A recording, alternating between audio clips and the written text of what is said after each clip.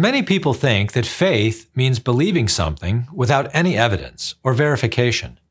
Or worse, they think that faith is just a subjective feeling about something, such as God or the meaning of life. Both of these views make faith out to be something unreasonable or irrational. But both of these views are serious mistakes about what faith is. So what is faith? And is it possible for anyone to live without it?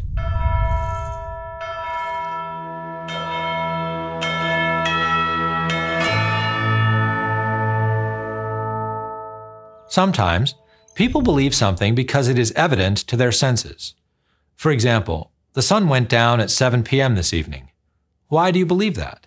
I saw it and looked at my watch as it was happening, someone might say.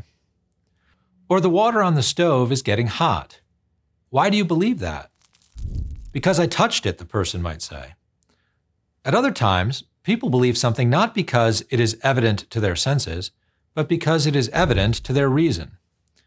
2 + 2 = 4, or every whole is greater than a part of it. One can see these things and other truths like them with the eyes of intelligence. Now, when someone judges something to be true, either because it is evident to their senses or because it is evident to their reason, the judgment is not a matter of faith. It is a matter of knowing these things. One sees such truths either with the senses or with the mind. Sometimes, however, one believes something not because it is evident to one's own senses or because it is evident to one's own reason, but because someone else sees it and testifies to it. Perhaps a friend saw the sunset at 7 p.m. while you were inside and reported it to you. Believing something on the word or testimony of another person is called faith. Faith, then, is not a case of believing something without any evidence or reason at all, but a case of believing something with another kind of evidence besides one's own senses or reason.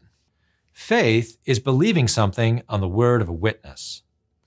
If the witness is trustworthy, then it is quite reasonable to believe the testimony. When faith is properly understood for what it is, as believing something on the word of another, it is clear that faith is an ordinary and natural part of human life. When a doctor says you have a specific disease, for example, to believe the doctor is an act of faith. When a history book says George Washington camped at Valley Forge in the winter of 1777, to believe the book is an act of faith. When a teacher of a foreign language says this is how a certain word is pronounced, to believe it is an act of faith. When you believe your mother when she tells you where you were born, it is an act of faith. Same too with believing your birth certificate. When your mother tells you that this man is your father, that too is an act of faith. Who else knows that but she? And if you say that a DNA test confirms that this man is your father, well, unless you are an expert in reading DNA tests, that too is an act of faith in the expert. In fact, to learn how to read DNA tests requires many acts of faith in science textbooks over the course of one's education. And scientists regularly make acts of faith when they report their findings to one another and believe one another. In practice, they do not double-check each other's every claim with independent experiments or studies. In fact, human beings will take tremendous risks on the faith we have in one another.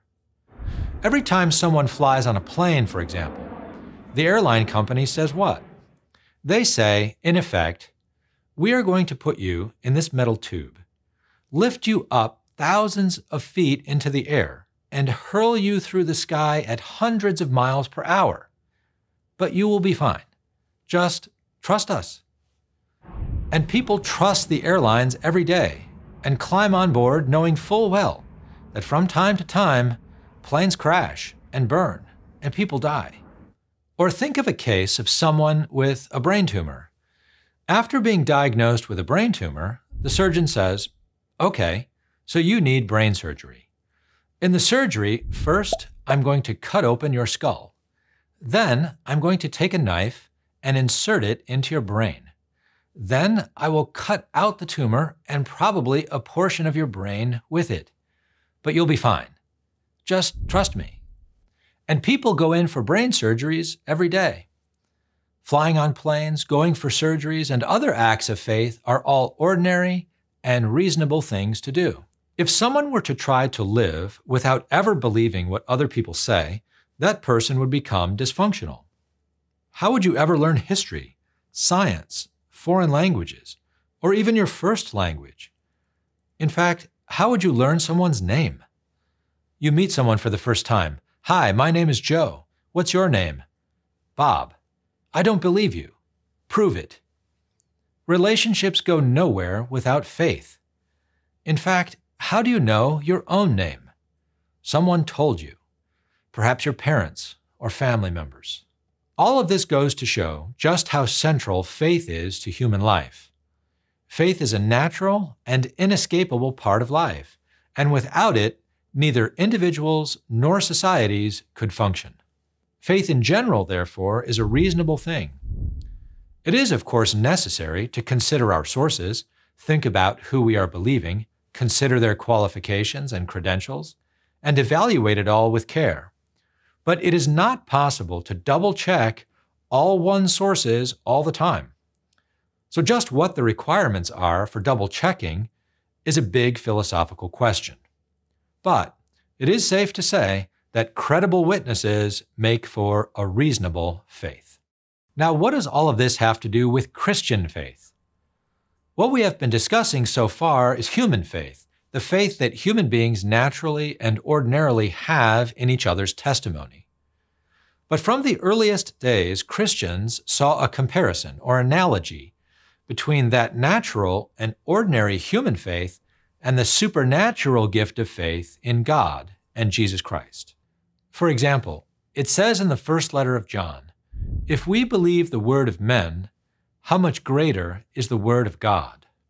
In other words, if it is a reasonable thing for human beings to have faith in the word of merely human witnesses, even though humans are fallible and often mistaken, how much more reasonable is it for us to have faith in the word of God, who is infallible, makes no mistakes, and cannot either deceive or be deceived? Another example. In the first letter to the Thessalonians, St. Paul says, "And we also thank God constantly for this, that when you received the word of God, which you heard from us, you accepted it not as the word of men, but as what it really is, the word of God." That passage shows how conscious the early Christians were of believing not only human testimony, but divine testimony, the word of God. So too it should be with us. What we believe by faith is not merely human testimony, but the word of the living God. There are many signs to confirm that it is, in fact, the word of God. The signs are accessible to reason, and we shall look at them in later videos. And yet, faith is not born from merely rational reflection upon evidence or signs. Faith is a gift of God, born from the Spirit of truth at work within our souls and illuminating everything. The Spirit moves us to believe, in coordination with the whole church, to believe everything that God has revealed. For readings, podcasts, and more videos like this, go to Aquinas101.com. While you're there, be sure to sign up for one of our free video courses on Aquinas. And don't forget to like and share with your friends, because it matters what you think.